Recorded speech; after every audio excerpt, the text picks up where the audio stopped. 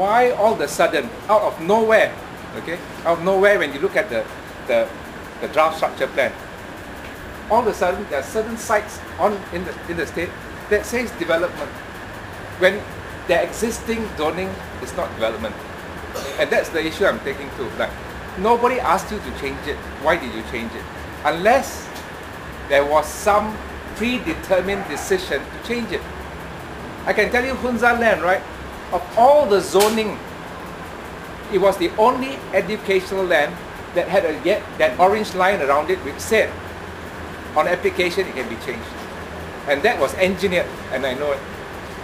So I'm saying that when I'm saying the CM is party, the CM made the decision, and okay, I know for a fact that the planner said I was told to do it.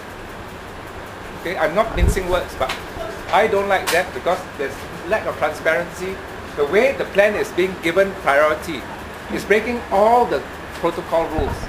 There are architects here, you ask any of them today at an one-stop center plan, as long as one line is out of place, they reject the plan. This plan is going through with thousands of things that are wrong. And we are forced to talk about it. The council should just say, take your plan back until you have complied with every requirement, don't bring it back to us. Why is he given this different treatment? Why do we have to practice under such draconian procedures? I tell you it's draconian. There's no appeal on the present OSC system. You don't have one department answered, I reject your plan within 7 days. But this guy can get away with murder, right? I mean, he doesn't even give you the road widening line, he doesn't give you the building lines on the plan, right? I examine it inch for inch. And he's just going through, right? They should just throw it out the door and say, come back when you're ready. My plans, 5 plans have rejected on that basis in the last few weeks. My question is, who gave the instruction to change it? Hunza land, this, and you see there are many others on that draft structure plan. Who gave the instruction to? When there are no plans. If Patrick Lim had submitted a plan then, and council said, okay, since there's a submission, we will consider it, fine. But you are considering it before the fact. And that's why I'm saying, why did the State Planning Committee decide? Was there a rationale by the state? Let's go, you said, okay, we need more land for development. Fine, you justify it. You put it down as what they call a strategy statement in the draft structure plan. There was no strategy statement vis-a-vis these sites. They were specific to why they were rezoned. Right? So, okay, maybe you can say the state will next acquire this site and redevelop it in an equitable fashion. Fine. Right? So they can still make the decision. But what was the motive? And that's what I'm questioning. Right? There's no reason. I've seen so many planning things. Unless you say, okay, I'm doing a new town. Then you rationalize, I'm doing a new town. And these are the factors of why we're doing a new town, therefore we rezone this whole plantation area. It's a comprehensive development zone, like they did Comta, like they did McCallum Street, like they did Kedah Road. They just say we want to do a redevelopment, comprehensive redevelopment area in the city. Fine, say that. And then state that it will be the state's role in it. I will back it. But this one is before the fact. Now the reason why we have made this special effort to give information is because the developer in this particular instance has been giving misinformation. Very, very serious misinformation.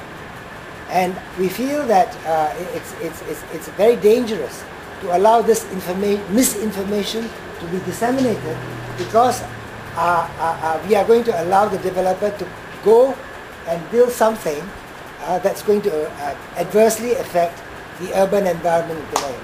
I think Mr. Chia also, is also, equally worried about the size and scale of the development. So it's merely to give you information. I think what you care about is how your life is going to be affected. You're going to have traffic jams 24 hours. You're going to have pollution for the next 18 years. There'll be lorries going up and down carrying huge amounts of building material.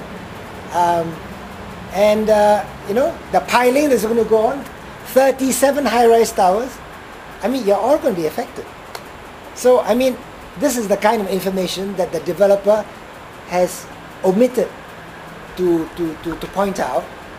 And in fact, I think the omission is not accidental, it's very deliberate.